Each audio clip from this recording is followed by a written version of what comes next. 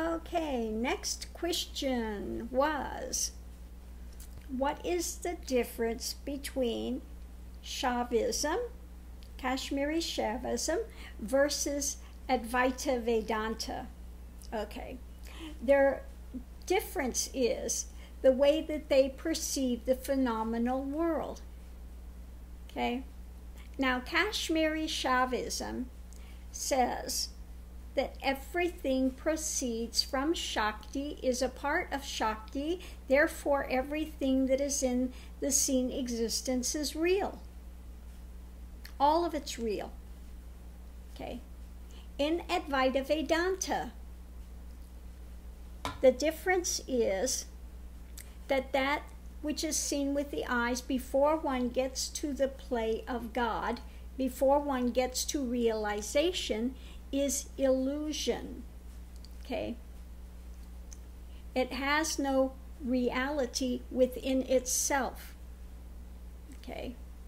That these are the aspects and the projections of mind.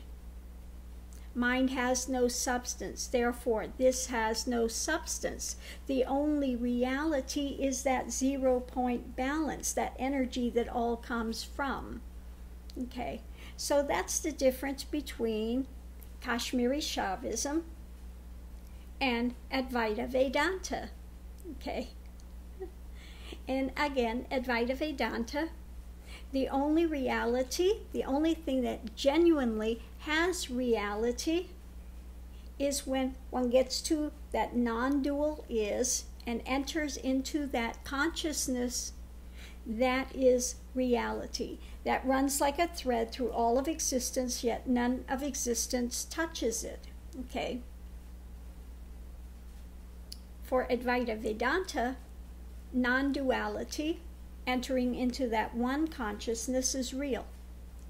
Okay. Kashmiri Shaivism, I guess you could say it would be like in Kashmiri Shaivism that they see all the subdivided world. Okay. And their one is not one, it's oneness, it's like one. But in Advaita Vedanta, you don't stop there at oneness. Oneness is really pretty easy to achieve, to get to that layer. Once that heart opens, you feel that oneness, this, that everything is interconnected. You can see God within everything. If you're attached to Krishna, you will see Krishna in everything. In every leaf, every dog, every person, you will see Krishna. Okay, so that is that God realization. That's pretty easy to get to. You only have to come to the heart center to get to there. Okay. So again, a Kashmiri Shaivism is seeing the dualistic world as reality. Okay? Everything within it is real. It's all part and parcel of Shakti, which subdivides into the many seen aspects. Okay? Even though she gets her energy and her power, that's why you have the picture of of Kali standing on Shiva. Her foot is on Shiva because she gets her power. Her existence comes from Shiva, that unmoving, unchanging is. Okay. But Kashmir Shaivism is more geared toward what is seen in all the divisionary realm, even though they understand that it all comes,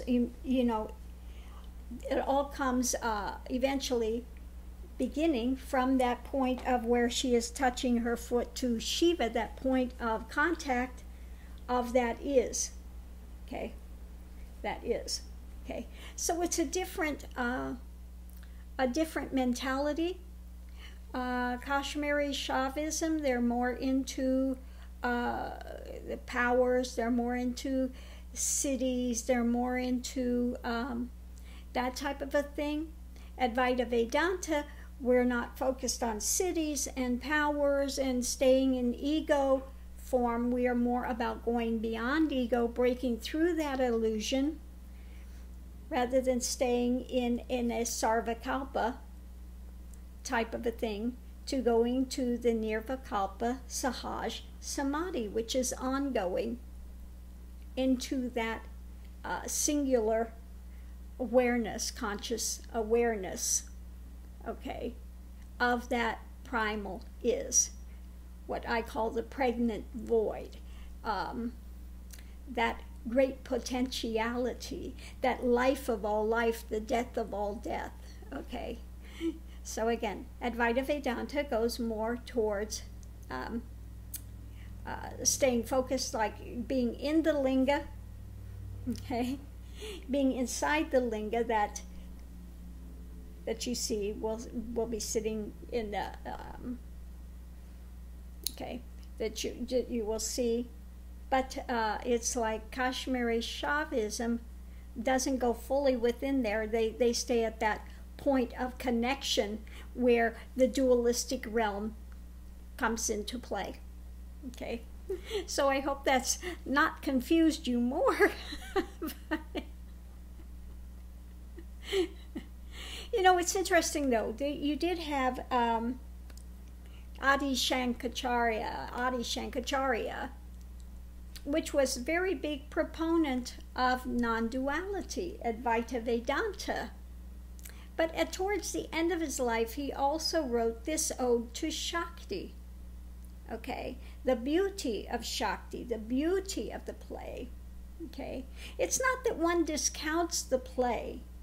One understands it for what it is. It's like I said, you know, before realization, you are in Maya, Maya, the illusion, the delusion. And the delusion is called by false attachment to persona,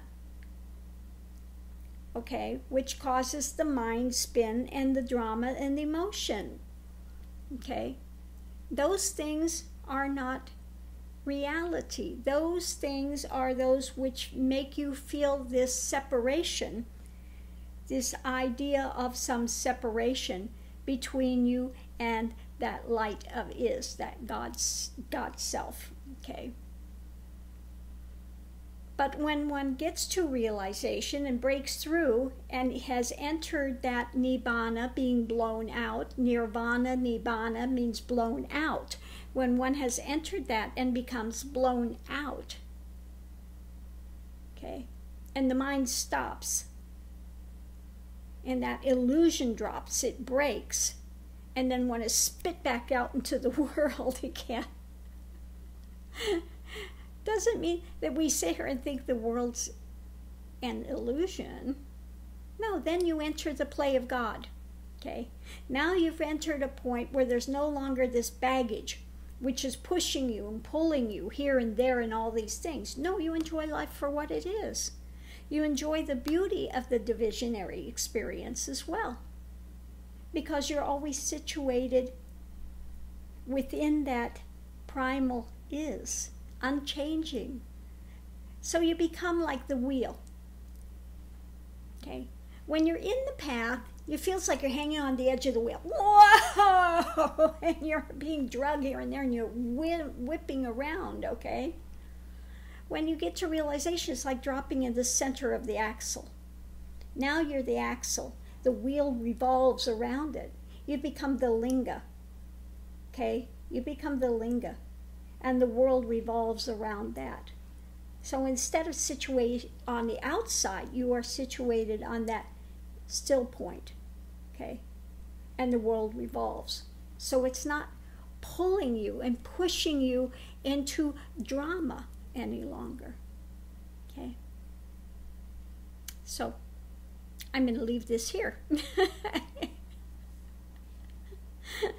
And hopefully I haven't confused any more people than they've brought in a little bit more of an understanding as to what's the difference between Kashmiri Shaivism and Advaita Vedanta. Okay, namaste. Have a great day.